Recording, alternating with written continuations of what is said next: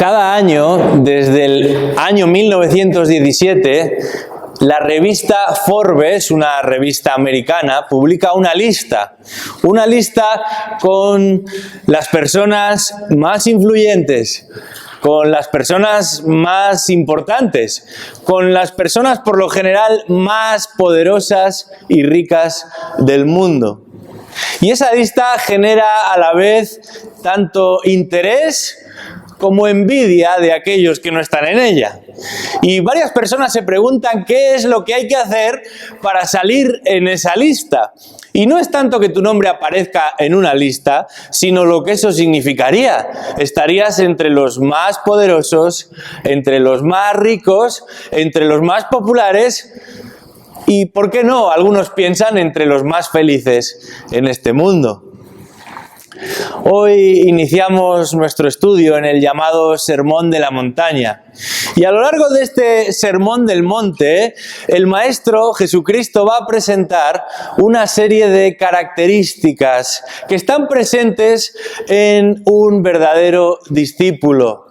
El Rey va a describir qué es lo que espera de sus súbditos, de aquellos que son parte de su pueblo. Pero Jesús no va a comenzar por decirles lo que tienen que hacer o lo que no tienen que hacer, sino que va a describir cuáles son los beneficios de los que son verdaderamente suyos. Y cuando revisamos esa lista de beneficios, nos damos cuenta de que los que manifiestan esas características tan especiales, tan particulares, no necesariamente pertenecen al mismo grupo de los que salen en esa lista de los más poderosos, de los más influyentes, de los más populares, de los supuestamente más felices. Y es que en la lista que vamos a empezar a estudiar en esta mañana no están los más exitosos, no están los más populares, no están los más famosos, porque nada de eso caracteriza a un verdadero seguidor de Jesucristo. Y lo que es más importante, nada de eso es resultado de lo que la Biblia presenta como una bendición de Dios. La bendición de Dios, que la palabra de Dios nos enseña que es la que enriquece, que es la que satisface, no está reservada para necesariamente los que salen en esas listas de los más poderosos y los más influyentes, sino específicamente y exclusivamente para aquellos que son de Él. Os invito a abrir vuestras Biblias en el capítulo 5 de Mateo y vamos a comenzar leyendo desde el versículo 1. Llegaremos hasta el 12 en nuestra lectura, pero solo estudiaremos los 5 primeros. Así que vamos a leer Mateo 5 del 1 al 12. Dice así la palabra de Dios. Cuando vio las multitudes, subió al monte y después de sentarse, sus discípulos se acercaron a él. Y abriendo su boca les enseñaba diciendo: bienaventurados los pobres en espíritu, pues de ellos es el reino de los cielos. Bienaventurados los que lloran, pues ellos serán consolados. Bienaventurados los humildes, pues ellos heredarán la tierra. Bienaventurados los que tienen hambre y sed de justicia, pues ellos serán saciados. Bienaventurados los misericordiosos, pues ellos recibirán misericordia. Bienaventurados los de limpio corazón, pues ellos verán a Dios. Bienaventurados los que procuran la paz, pues ellos serán llamados hijos de Dios. Bienaventurados aquellos que han sido perseguidos por causa de la justicia, pues de ellos es el reino de los cielos. Bienaventurados seréis cuando os insulten y persigan y digan todo género de mal contra vosotros falsamente por causa de mí. Regocijaos y alegraos, porque vuestra recompensa en los cielos es grande, porque así persiguieron a los profetas que fueron antes que vosotros. En esta mañana vamos a observar 3 bendiciones prometidas a los que descansan en el Señor, a los que esperan en el Señor, a los que reconocen que en sus propias fuerzas no tienen mucho que hacer, pero se refugian en Él. De hecho, veremos que hay un gran contraste entre el estado en el que se encuentran todos estos discípulos y lo que se les promete. Creo que podemos, sin temor a equivocarnos, catalogar a este sermón, el de Jesús en aquella montaña, como el mejor sermón de la historia. Por un lado, por quien lo predica, y por otro lado, por lo que predica. A veces algunos discuten quién es el mejor predicador del mundo, o quién ha sido el mejor predicador del mundo. Este texto no deja lugar a dudas. Jesucristo, el primero de la lista. Y es que en estos versículos nos vamos a encontrar con una ventana a la enseñanza de Jesús, pero con una puerta a una vida plena y fructífera. La vida que solamente experimentan aquellos que le conocen, que le reconocen y que le siguen. Sabemos que fundamentalmente Jesús se dedicaba a enseñar. Lo hemos ido viendo a lo largo de estos capítulos del Evangelio de Mateo. Este era el énfasis principal de su ministerio. Pero hasta este momento, Mateo, el que escribe, solamente ha ido incluyendo una frase aquí y allá de Jesús. Sin embargo, en este momento nos encontramos con 3 capítulos ininterrumpidos de enseñanza de Jesús. No hay otras voces, solamente se escucha la suya. Y para aquellos que tenéis Biblias con las palabras de Jesús en color rojo, es muy notable porque de repente solo vemos rojo. Anteriormente había mucho negro y alguna frasecita aquí y allí, pero a partir de ahora es Jesús el que toma la palabra. 3 capítulos en los que se va a establecer no solamente un modo de vivir, sino el modo de vivir de aquellos que son seguidores de Jesús.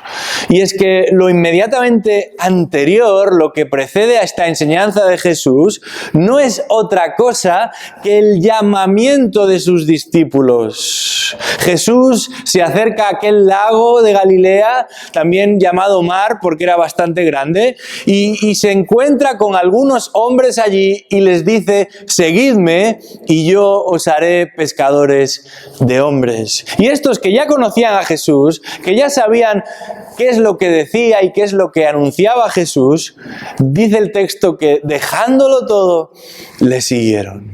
Pero Jesús no solamente se conforma con que vayan caminando detrás de Él, con que se sienten cuando Él se siente, o con que se pongan en pie cuando Él se pone en pie.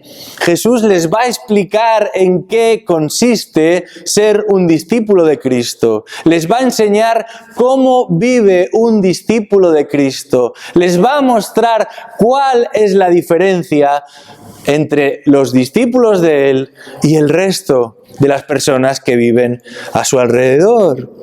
De manera que en este sermón nos vamos a encontrar de frente con cuáles son las expectativas del Maestro para con sus discípulos. Y cuando leemos el Sermón del Monte, y reconozco que he estado tentado a leer los 3 capítulos del tirón, pero me pensaba y me imaginaba que cuando terminase me habría quedado solo en esta sala, nos damos cuenta de que no simplemente nos encontramos con un código de conducta, ni tampoco con un lavado de cara o una actualización a la llamada ley de Moisés. Algunos han pensado que Jesús lo que hace es dar una alternativa o una continuación a esa ley que los judíos habían recibido de parte de Dios por boca de Moisés. Aquí lo que está en juego no es la ética simplemente, ni la moral. Lo que está en juego es el corazón del discípulo, el corazón del súbdito que sigue y que reconoce a su rey. Por eso el carácter viene antes que el comportamiento. Lo que Jesús nos va a presentar aquí es un paradigma de una vida transformada. No se trata de una serie de requisitos que debemos cumplir para llegar a ser su discípulo, sino lo que resulta cuando uno ya es su discípulo.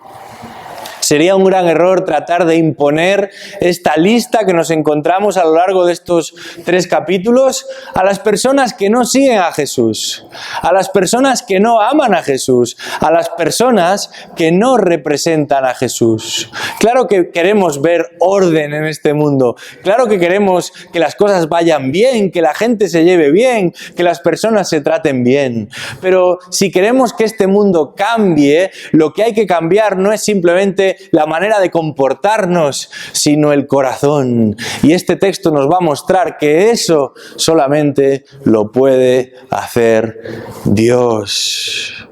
Y es que el estándar de lo que se nos demanda aquí es tan elevado, el estándar de lo que se nos muestra aquí es tan noble y tan excelso y tan distinto que personajes y activistas como el mismo Gandhi el siglo pasado decían de este texto que si viviésemos de esta manera, el mundo sería distinto. Es tan magnífico y al mismo tiempo tan justo todo lo que nos encontramos aquí, que algunos comentaristas han pensado que estos versículos solamente podríamos pensar en aplicarlos cuando el reino de Dios sea una realidad aquí en la tierra. Otros no han llegado tan lejos, pero han pensado que quizás podemos plantearnos el vivir de esta manera, pero por un corto periodo de tiempo, a lo mejor en el momento previo a que Cristo regrese, aunque sea por un momento antes del tiempo del fin. Pero si observamos todo este material que os animo a ir leyendo en casa, nos damos cuenta de que luego de anunciar la venida del reino, Jesús decía, el reino de los cielos se ha acercado, luego de animarles y exhortarles a arrepentirse y a cambiar su condición viniendo a Cristo, después de seleccionar a sus discípulos, Jesús va a explicar a qué se parece ese reino. Va a detallar cómo viven aquellos que pertenecen a Él. Y esta no es una cuestión menor, porque uno de los desafíos más elementales, más habituales, más constantes para el pueblo de Dios, para aquellos que temen a Dios, es cómo han de conducirse en medio de un mundo hostil, en medio de un mundo que no es favorable, en medio de un mundo que no persigue los mismos fines y las mismas metas que Cristo busca. Y en un sentido, la situación de aquellos judíos del siglo I era una norma a esto que estamos diciendo y no una excepción. Aquellos judíos que supuestamente pensaban de ellos mismos que eran el pueblo de Dios, eran una colonia, entre otras muchas, del Imperio Romano. Vivían dominados, vivían sujetos a los intereses de otros, teniendo en cuenta que vivían durante siglos oprimidos, primeros por unos y luego por otros, llevados de un lugar a otro. En este momento particular de la historia, esos judíos desean una nueva realidad, un nuevo reino, un nuevo gobierno, el suyo propio, aquel que Dios les había prometido. Los judíos esperan un reino nuevo. Los judíos anhelan y desean un reino nuevo. Y entre las élites de aquel pueblo se manejan distintas alternativas al poder que les domina y tratan de conjugar su deseo y la realidad de que siguen dominados por otros buscando salida a esa situación. Por ejemplo, los saduceos optaban por la relación con el poder y aunque se declaraban religiosos, jugaban con aquellos que mandaban sobre ellos y trataban de llegar a acuerdos. Los fariseos, de los que hablaremos mucho en un futuro, enfatizaban la religión frente al poder y se ponían a un lado. A ellos se les llamaban los separados porque no querían juntarse con otros y menos con los romanos. Así que enfrentaban al poder poniéndose a un lado y escondiéndose en la religión. Había otro grupo, los esenios, que directamente rechazaban al poder y se iban al desierto y se escondían allí. y trataban de no entrar en contacto con nadie más para no contaminarse. Había otro grupo, los celotes, que defendían la revolución frente al poder. Y aún uno de los discípulos de Jesús pertenecía a este grupo. De manera que vemos distintas ideas, distintos planteamientos en la época tratando de defender su espacio, de defender su reino de las injerencias y de las amenazas externas. Pero cuando nos acercamos a Jesús y a su mensaje, nos damos cuenta de que lo que Él plantea supera a cualquier alternativa humana. Lo que Él defiende y lo que Él propone en este manifiesto que es el Sermón del Monte difiere, es distinto a todo lo que los hombres piensan y pretenden. No tenemos que ir más lejos que esto. En términos humanos, cuando hablamos de un reino, pensamos en un territorio, pensamos en un ejército que lo defienda, pensamos en impuestos y en esas arcas del Estado que constantemente hay que participar y contribuir para que estén llenas. Pensamos en liturgias y en conmemoraciones, en desfiles y en actos institucionales. Pero Jesús aquí no habla de nada de eso. Jesús va a hablar de cómo viven los súbditos del rey, de a qué se parece el reino que Él viene a traer, pero no les menciona nada de administraciones, ni de ejércitos, ni de macroeconomía, ni de funcionarios, ni de empresas públicas o privadas. El reino que Él anuncia resulta de la reconciliación con Dios, de un cambio de corazón, de una revolución que es ante todo y primero que todo interna.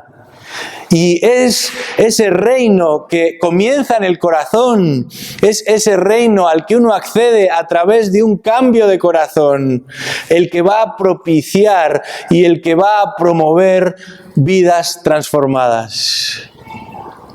Ese mensaje que Jesús promueve comienza con el temor a Dios y continúa con el respeto hacia el prójimo. Y como resultado nos encontramos tanto ante un acto de adoración a Dios como de un medio de testimonio para el mundo.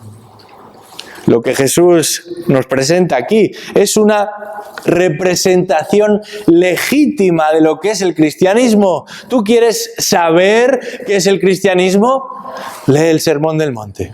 ¿Tú quieres ver a qué se parece un verdadero cristiano? Lee el Sermón del Monte.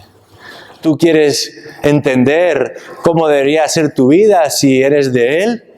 Lee el Sermón del Monte.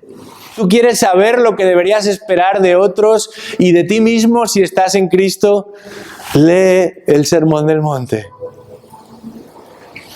En su condición natural, ningún ser humano puede vivir de esta manera que Jesús nos pide. Pero Dios puede y quiere producir en la vida de los suyos esta transformación. Porque los que están en Cristo han sido llamados a representarle a Él. Son sus seguidores, le proyectan a Él, a la luz de los demás. Es Cristo el que está en ti y es a Él a quien estás dando a conocer. Y por eso has de caminar como Él caminó y has de andar como Él anduvo. Y esto es lo que este texto, a lo largo de estos versículos, nos va a presentar. Y claro que esta manera de vivir va a alcanzar una consumación absoluta, universal, una extensión completa en el futuro, cuando el reino de los cielos sea una realidad aquí en la tierra, cuando ese reino de los cielos sea establecido aquí en la tierra, cuando ese reino sea visible aquí en la tierra. Pero ha de ser ya una realidad presente para todos aquellos que están en Cristo Jesús hoy. No debemos esperar a estar en el reino de Dios para vivir de esta manera. Debemos ser sal y luz hoy. Debemos perdonar hoy. Debemos cuidar nuestro corazón hoy. Debemos orar en base a la voluntad de Dios Hoy. Debemos poner a un lado el afán y la ansiedad. Hoy. Debemos confiar en Dios. Hoy. Y esto y mucho más es lo que Jesús nos presenta a lo largo de este sermón. Y esto y mucho más es lo que espera de los suyos. Y para eliminar toda posibilidad de duda, nos damos cuenta de que todo lo que Jesús va a enseñar a lo largo de estos versículos es también lo que a lo largo del Nuevo Testamento nos encontramos en las epístolas. Todo lo que Jesús espera de los suyos es todo lo que a lo largo de esos textos y de esas cartas los apóstoles van a también esperar de los discípulos, de los creyentes, de los seguidores de Jesús. No podemos olvidarnos en ningún momento que Jesús actúa de una manera radical en nuestra realidad y la salvación que Él nos provee lo cambia todo, hasta el punto que la vida del discípulo es toda una exhibición de la gracia de Dios.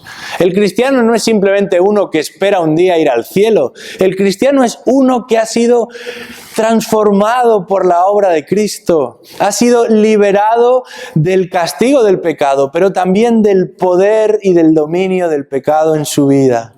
Y aunque luchamos todavía con lo que fuimos, caminamos hacia una nueva dirección. Nos miramos como en un espejo y ya no nos vemos a nosotros como un día fuimos, sino que lo vemos a Él y cada día nos parecemos más a Él. ¿Y cómo podemos avanzar y progresar en nuestra semejanza a Cristo? Siguiendo no solamente sus enseñanzas, sino también su ejemplo. Y en estos capítulos que tenemos por delante, Jesús va a describir lo que la obediencia de Dios puede generar en un mundo necesitado de justicia, en un mundo necesitado de paz. El verdadero evangelio, ese que Jesús ha venido anunciando, produce devoción a Dios y compasión por el prójimo. El verdadero evangelio trae gozo para el que camina de esta manera y asombro aún a aquellos que ni siquiera creen. Pero esta ha sido una introducción general al Sermón del Monte y sin embargo nosotros hoy tenemos un texto específico que cubrir. Por eso metámonos de lleno en ese texto y leamos de nuevo los versículos 1 y 2 porque nos ayudan a entender cómo Jesús se va a dirigir por medio de este sermón. Dice ahí Mateo 5, versículos 1 y 2. Cuando vio las multitudes, subió al monte y después de sentarse, sus discípulos se acercaron a él y abriendo su boca les enseñaba. Aquí hay unos cuantos verbos. Los verbos por lo general indican una acción particular y en este texto que hemos leído esas acciones descritas son muy interesantes. Dice ahí que primero Jesús viendo a la multitud. Y es que nosotros separamos nuestros capítulos con números, con versículos, pero aquí hay un continuo. Mateo había dejado su relato en ese momento en el que Jesús está rodeado por personas de todo lugar, que han acudido a oírle, que han acudido a verle, que han acudido a ser sanadas también por él. Y dice al final, en el versículo 24 del capítulo 4, que su fama se extendió por toda Siria y traían a él todos los que estaban enfermos, afectados con diversas enfermedades y dolores, endemoniados, epilépticos, paralíticos, y él los sanaba. Y le siguieron grandes multitudes, de Galilea, Decápolis, Jerusalén y Judea, y del otro lado del Jordán. Así que Jesús, con aquellos de sus discípulos que ya caminaban con él, está rodeado por una gran multitud, pero tiene algo que decirles. Y todo ese ruido, todo ese ritmo frenético de personas que no le dejan ni un momento, no ayuda. Necesita silencio, necesita reposo y lo que va a hacer es subir a un monte cercano. Va a ascender no al Himalaya, no a los Alpes, al monte más cercano al lugar en el que se encuentran, uno de esos montes que está junto al mar de Galilea. Y lo que buscan es encontrar un poco de silencio, de reposo, de quietud para poder escuchar lo que Jesús tiene que decirles. A lo largo del Evangelio de Mateo hay muchas montañas descritas ahí. Y en las montañas van a suceder cosas importantes. Pero no debemos llevar al extremo la idea de que Jesús está en un monte. En realidad no hay ningún simbolismo oculto.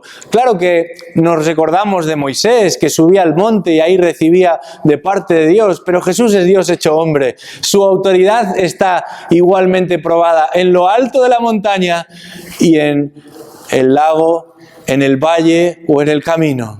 Dios hecho hombre habla siempre con autoridad. La búsqueda de subir al monte no es simplemente encontrar un paralelo con Moisés o con cualquier otro. Lo que Él quiere es un lugar tranquilo para dirigirse a sus discípulos. Y dice ahí que se sentaron. Todos se sentaron y Él entonces se dirigió a sus discípulos. Esta era la manera habitual de enseñar en aquella época. El maestro se sentaba, los discípulos se sentaban a su alrededor y ahí comenzaba la explicación, normalmente apelando a previa enseñanza. Y sin embargo aquí se nos dice que Jesús abrió su boca. Qué interesante. Esta es una manera enfática de enseñar, de decir que lo que iba a decir a continuación es importante, hay que prestar oído, hay que abrir bien los ojos. Pero además incluye otra realidad. Y es que cuando cualquier otra persona a lo largo de la historia quiere hablar en nombre de Dios, tiene que citar a Dios. Tiene que abrir su libro, tiene que referirse a sus palabras. Y sin embargo aquí Jesús simplemente abre su boca, habla. La palabra encarnada toma la palabra y lo que les predica es sin filtros, sin ambajes, directamente la palabra del Dios hecho hombre. ¿Y cuánto necesitaban aquellos escuchar la voz de Dios? Igual que nosotros lo necesitamos hoy. Y es por eso que no acudimos a otro lugar, sino a su palabra. Y no queremos escuchar otras voces, sino la suya, a través de su palabra. ¡Qué bendición para aquellos poder a un lado toda distracción, subir un poquito en aquella montaña, alejarse de todo ese ruido y sentarse junto a Jesús para escuchar lo que Él tenía que decir! Y qué bendición para nosotros hoy también apartarnos de todo lo que nos preocupa, de todo lo que nos agobia, de todo lo que nos ocupa y sentarnos a los pies de esta palabra para escuchar lo que Jesús nos tiene que decir también. Pero fíjate en un detalle. El texto nos dice que Jesús se retira de la multitud y lo hace con sus discípulos. Y es que la enseñanza que está a punto de traer, lo que está a punto de decir, no es para todos, es para sus discípulos. Jesús no pretende que las personas que no le siguen, no pretende que las personas que no le conocen, vivan de esta misma manera. Pero sí pretende que los discípulos, que aquellos que le siguen y le conocen, respondan de esta manera. Y es por eso que se dirige a ellos. Y el texto es enfático. Dice que se sentó con sus discípulos que se acercaron a él y él, abriendo su boca, les enseñaba a ellos. Pero fíjate, aunque estas prescripciones no son para todo el mundo, son solamente para sus discípulos. Sin embargo, a medida que Jesús se dedica a enseñarles, y se va a dedicar por un largo tiempo, personas y personas y personas van llegando. Ya les han localizado, les están buscando mientras Jesús habla y no se detienen hasta que lo encuentran. Y fíjate cómo termina el capítulo 7, versículo 28. Dice ahí, cuando Jesús terminó estas palabras, las multitudes se admiraban de su enseñanza, porque les enseñaba como uno que tiene autoridad y no como los escribas. Pero ¿no estaba Jesús solo en lo alto de un monte hablando con sus discípulos?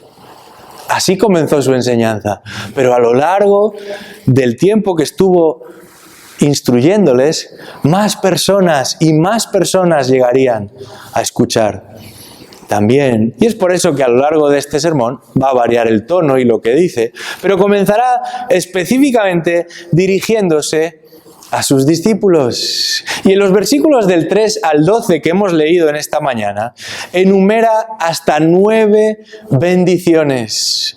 9 bendiciones reservadas exclusivamente para los que son sus discípulos genuinos, para los que son de Él. Y esta primera parte del Sermón del Monte es una de las más conocidas, ¿verdad? A esta sección que llamamos la de las bienaventuranzas, se le han puesto diferentes nombres, siempre enfatizando un hecho en particular, que es la felicidad, ¿verdad? Se nos ha dicho que la palabra bienaventurado o dichoso significa feliz. Y entonces muchos han titulado a esta sección como el camino de la felicidad, o el secreto de la felicidad, o la fuente de la felicidad. Algunos dicen, si quieres ser feliz, entonces tienes que leer estos versículos y aplicar estos versículos. La palabra bienaventurado se repite 9 veces, por eso hablamos de bienaventuranza. Pero esta palabra no simplemente se refiere a un estado o a un sentimiento de felicidad.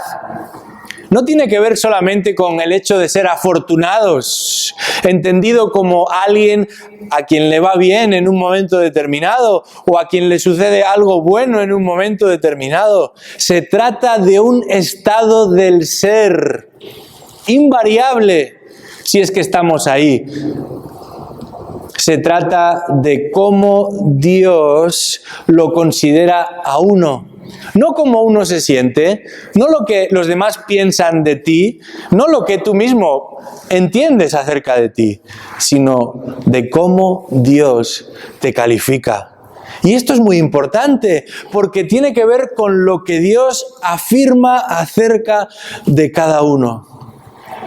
Y aquí está la gran paradoja, lo tremendamente sorprendente, porque los bienaventurados aquí, los bendecidos, los beneficiarios, son los candidatos más insospechados.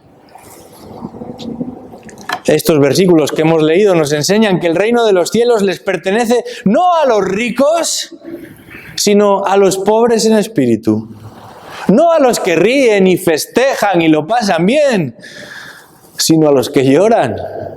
No a los que se elevan y destacan por encima de las masas, sino a los humildes. No a los que están saciados y satisfechos y tienen de todo, sino a los que tienen hambre y sed de justicia. No a los que reciben premios y alabanza y reconocimiento de la mayoría, sino a los que son perseguidos y rechazados. Qué distinta esta lista de aquella a la que nos referíamos al principio. La pregunta es, ¿en cuál de las listas quieres estar tú? ¿En cuál de ellas te gustaría que estuviese tu nombre escrito? Este Sermón del Monte y estas bienaventuranzas nos enseñan que la satisfacción verdadera no es el resultado del poder o de la opulencia, tampoco responde a lo que otros piensan o reconocen en ti. No tiene que ver con cómo los demás nos ven o cómo nos sentimos nosotros. Las bendiciones que Jesús menciona, las bienaventuranzas que Jesús enumera, son sorprendentes. Los estándares que Jesús anuncia son distintos y responden exclusivamente a la gracia de Dios derramada en nosotros. Ninguno de los que se van a mencionar aquí, de estas características, tienen que ver con algo que tú eres capaz de hacer, sino con lo que Dios está haciendo en ti. Es importante aclarar que Jesús no está hablando de 9 tipos de personas. Bienaventurados algunos por esto, bienaventurados otros por aquello, bienaventurados otros por lo de más allá. No, se refiere al mismo tipo de persona, a su discípulo, al súbdito del rey, que por el hecho de pertenecer a ese reino es bienaventurado, es bendecido, disfruta de la aprobación de Dios. De manera que debemos entender las bienaventuranzas de esta manera. Aprobación de Dios. Aquellos a los que Dios aprueba. ¿Cómo podemos medir nuestro éxito, entre comillas, en términos espirituales? Estando aprobados por Dios. Y Dios dice, estos son a los que yo doy mi voto. Y lo primero que observamos aquí es que estos súbditos del rey, aquellos a los que Dios da su aprobación, aquellos que son benditos con el certificado que Dios da, son aceptados a pesar de su pobreza. Versículo 3. Son aceptados a pesar de su pobreza. Vamos a leer de nuevo este versículo 3 del capítulo 5 de Mateo. Dice, bienaventurados los pobres en espíritu, pues de ellos es el reino de los cielos. Llama la atención que diga, bienaventurados los pobres, benditos los pobres. Y llama la atención que sean los pobres los que posean el reino de los cielos, los que pertenezcan al reino de los cielos. 3 semanas después de nuestra boda, Olga, mi esposa y yo, nos mudamos a los Estados Unidos. Y lo hicimos para estudiar la Biblia, para prepararnos y servir al Señor. Y allí uno pues tiene que trabajar, además de estudiar, y tiene que organizarse y tiene que cumplir con las responsabilidades como cualquier otro ciudadano. Y entre esas responsabilidades estaba la presentación de impuestos. Y cuando después del primer año presentamos nuestros impuestos por primera vez, nos llegó una notificación muy curiosa, que no habíamos anticipado nunca, y decía lo siguiente: bajo el umbral de la pobreza. Sabíamos que no éramos ricos, pero comíamos todos los días, teníamos un coche para ir de un sitio a otro, cada uno tenía su teléfono, teníamos internet en casa, cuando necesitábamos vestirnos pues nos vestíamos. Gracias a Dios por su provisión durante todo ese tiempo. Pero en términos de la fiscalidad del gobierno, nuestros ingresos nos situaban bajo el umbral de la pobreza. Era bastante interesante pensar en eso. Y sin embargo, sabemos que eso de ser pobre o no ser pobre depende mucho del lugar y del momento en el que cada uno se encuentra. La pobreza a la que se refiere este versículo no es simplemente una limitación de recursos, no es que tienes menos de lo que te gustaría o quisieras alcanzar algunas metas y tus recursos, tu economía no te lo permite. No, lo que está diciendo aquí el texto lo que está describiendo aquí el texto es una pobreza absoluta, endémica, imposible de revertir humanamente hablando. Por muchos créditos que pudieras pedir, no puedes salir de ella. Se trata de una quiebra absoluta, de una bancarrota total, de una miseria completa. De hecho, esta palabra que se utiliza en el original a veces se traduce directamente como mendigo. Está hablando aquí de alguien que pide en la calle y además que pide porque es que si no le dan no puede sobrevivir. Esta pobreza, además de la que habla el texto, y esto es importante, no tiene que ver con la cuenta corriente. Ni siquiera se refiere a la falta de madurez espiritual, sino al reconocimiento de quiénes somos cada uno de nosotros delante de Dios. Delante de Él, nosotros, los suyos, sabemos que somos indigentes espirituales, que somos como esos pobres mendigos que viven en la calle, que no tienen a nada y a nadie a lo que aferrarse. que están desposeídos de todo y aunque quisieran cambiar su situación por ellos mismos, no pueden. Esa realidad que se está describiendo ahí de pobreza espiritual no tiene que ver con el dinero o con los recursos que uno tiene. Apuntan al corazón. Un corazón que está totalmente hundido, totalmente desprovisto. Un corazón que entiende que en sí mismo y por sí mismo vive continuamente en números rojos espirituales. Esa es la condición de todo ser humano. Y esa es la condición primera y más básica que cualquier discípulo de Jesucristo, por gracia de Dios, llega a entender. El Señor ilumina, pone un foco en nuestro corazón y nos muestra que esa es nuestra realidad. Y es por eso que en lugar de quedarnos donde estamos, acudimos a Él. Que en lugar de quedarnos como estamos, le buscamos a Él. Es por eso que Jesús comenzó su predicación diciendo: arrepentíos, porque el reino de los cielos se ha acercado. Y en la condición en la que estáis, ninguno de vosotros podrá ser parte de él. Pero lo sorprendente es que el texto llame bienaventurados a los que se encuentran en esa condición, a los que se dan cuenta de que no tienen nada que ofrecerle a Dios, que su deuda para con Él es tan grande que es imposible cubrirla, que están tan lejos de poder pagar la cuenta que no pueden ni aun quedándose a fregar los platos el resto de la eternidad. Esa es la condición que se describe aquí. Pero aquí el texto dice que precisamente estos son bienaventurados, son bendecidos, reciben la aprobación de Dios. Y no solamente la aprobación, sino la promesa. Dice el texto que bienaventurados los pobres en espíritu, pues de ellos es el reino de los cielos. A pesar de la pobreza innegable, Dios hace parte de su reino a los que reconocen su condición y se aferran a Cristo.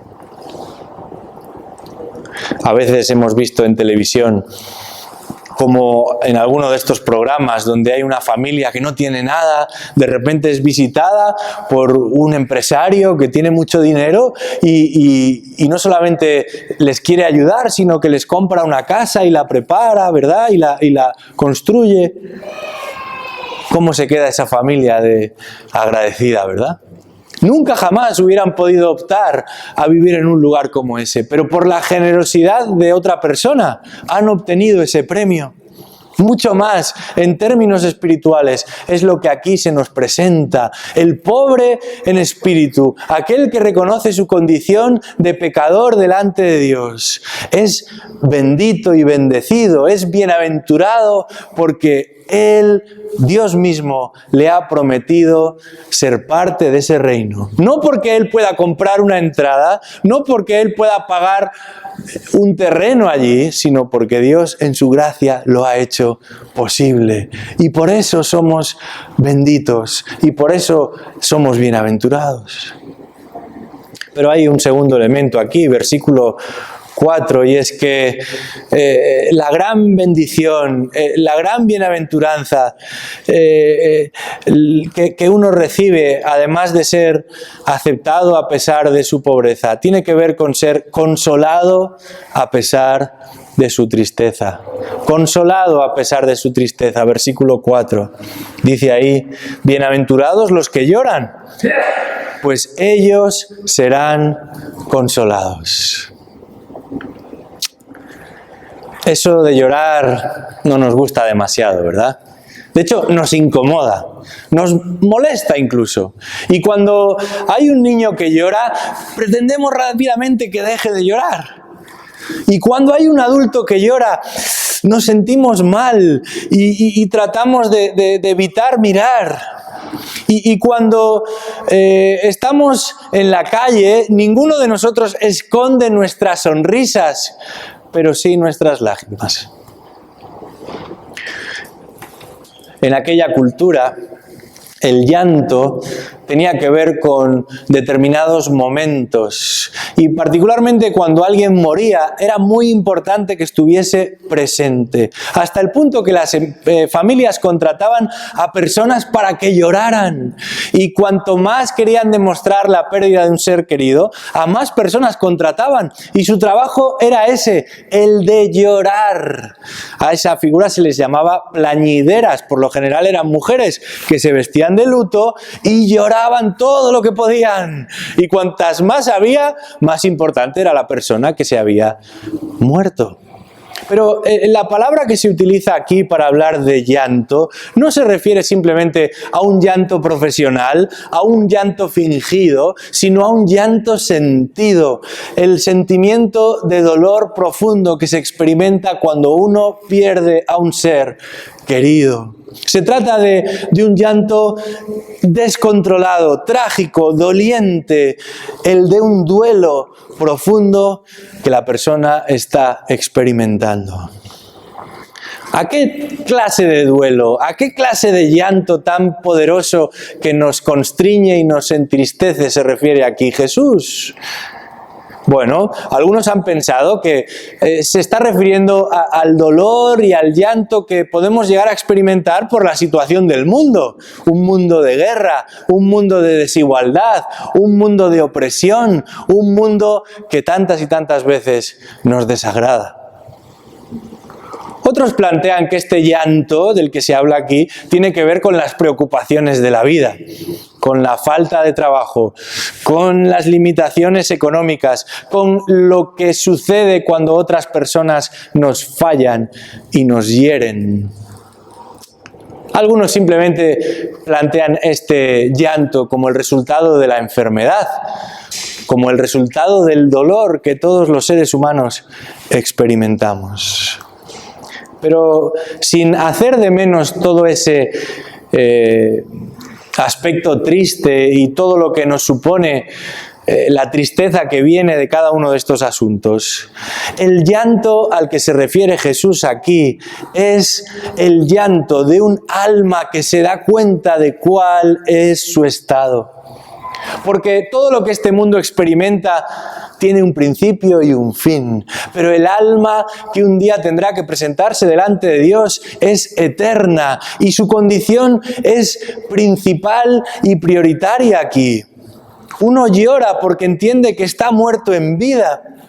Uno llora porque se ve ahogado por sus pecados. Uno llora porque ha comprobado, ha visto la negrura de su corazón y se da cuenta de que no hay nada ni nadie que puedan borrar su pecado. Esta no es una oda a la depresión, no es un llamado al llanto libre, pero sí es una confesión sincera que es permanente. Yo soy un gran pecador y lloro por eso, pero Cristo es un gran Salvador y me consuelo en eso. ¡Qué bendición! ¡Qué bendición tener esa perspectiva!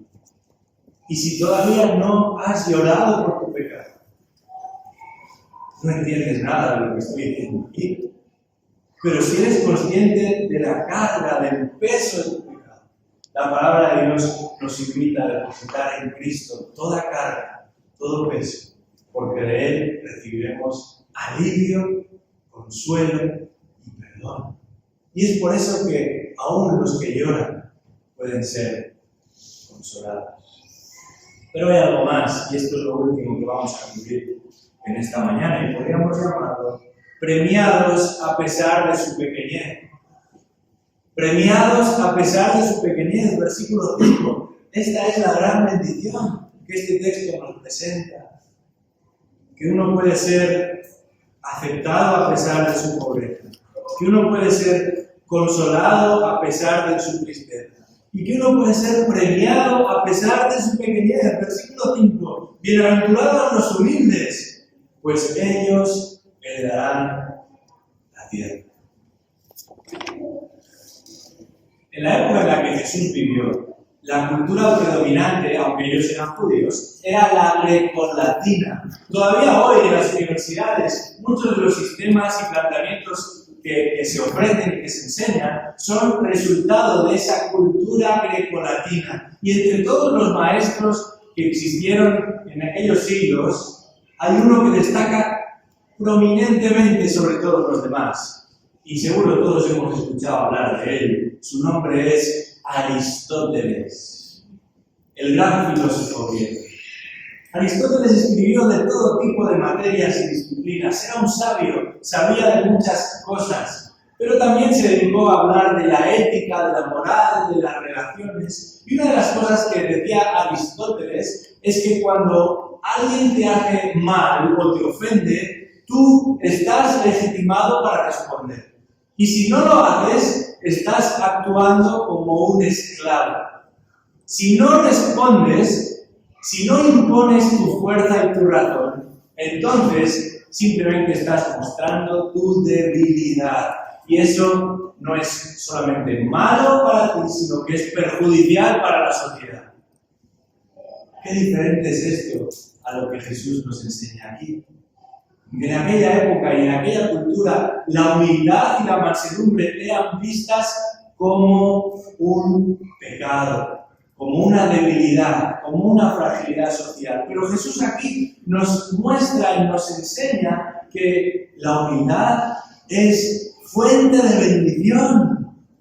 En particular, este versículo está tomado, esta cita está tomada del Salmo 37. Los humildes, no los soberbios, los humildes heredarán la tierra. Y es que la humildad que nos presenta la Escritura no es síntoma ni señal de debilidad, sino que es un fruto de que el Espíritu Santo está obrando en nosotros. De hecho, a Cristo mismo en Mateo capítulo 11 se le va a presentar como el manso y humilde. Y Él dice, aprended de mí, que soy manso y humilde. Justo lo contrario a la vanagloria, justo lo contrario a la arrogancia o a la soberbia de sentirnos fuertes y capaces. ¿Por qué llegamos a ser tan humildes? ¿Por qué el cristiano es uno que ha de caracterizarse por la mansedumbre? Martin Lloyd-Jones fue un predicador del siglo XX, muy conocido en su época, y escribió un libro de más de 500 páginas acerca del Sermón del Monte, el texto que estamos estudiando aquí. Y refiriéndose a esta sección particular, dice Lloyd-Jones, el verdaderamente manso es el que vive sorprendido de que Dios y los hombres puedan pensar tan bien de él y lo traten tan bien como lo tratan. Esto lo cambia todo. Cuando tú te das cuenta de cuál es tu corazón y por eso eres pobre espiritualmente, cuando tú lloras y lamentas el hecho de que seas tan pecador y por eso acudes a Cristo en búsqueda de perdón, no vas a ser otra cosa que humilde, no vas a ser otra cosa que manso, porque no pretendes alcanzar lo que no mereces, ni vas a demandar lo que de ninguna manera te has ganado. Saber quiénes somos delante de Dios y delante de los demás nos humilla. Saber lo que merecemos delante de Dios y delante de los demás nos humilla. ¿Y cuál es la promesa aquí? ¿De dónde procede la bienaventuranza, la bendición de ser mansos y humildes? Dice ahí, ellos heredarán la tierra. El reino de Dios no es para los que manipulan, ni para los que se creen merecedores de algo. Sin embargo, a pesar de la pequeñez, Dios va a regalar una herencia a aquellos que se humillan delante de Él. Y esto de la herencia para los judíos es algo muy importante y también muy exclusivo, porque para la mayoría de las familias solamente el mayor era el que iba a heredar la mejor parte y todos los demás se quedaban fuera. Aún las mujeres se quedaban fuera. Y sin embargo Jesús dice, no el que hace fuerza, no el que pide lo que cree que le corresponde, no el que lo busca de cualquier manera, sino el que se humilla delante de mí. Ese será premiado. El que es manso y se postra delante de mí, ese será recompensado. Porque reconoce que solamente en Dios hay gracia, aunque uno no la merezca. tenemos que terminar. Esta semana leía la frase de un misionero, William Carey. Decía, no temo al fracaso, temo tener éxito en cosas que no importan. Tener éxito en cosas que no importan. Este sermón nos recuerda que la bendición para el cristiano es otra que la de la lista de Forbes. El súbdito del rey, el discípulo de Cristo, ha sido llamado a ser virtuoso en lo que Dios valora. Ha sido llamado a destacar en lo que Dios demanda. Ha sido llamado a descansar en lo que Dios nos ha dado por medio de su Hijo Jesucristo. Y estas tres primeras bendiciones de las que nos habla el texto no son resultado de lo que podamos lograr nosotros, sino todo lo contrario. Somos totalmente dependientes de Él. Y es que la dependencia corre por la sangre, por las venas del cristiano, como la sangre corre por las venas de todos los seres humanos. Dependemos de Él, descansamos en Él, nos refugiamos en Él. Y es por eso que en esta mañana te pregunto, ¿te sientes pobre espiritualmente? ¿Te encuentras desanimado y triste por tus limitaciones y pecados? ¿Eres consciente de tu pequeñez? Acércate a Cristo. Aférrate a Cristo. Confiesa tu indignidad. Reconoce tu incapacidad. Arrepiéntete y cree en Él.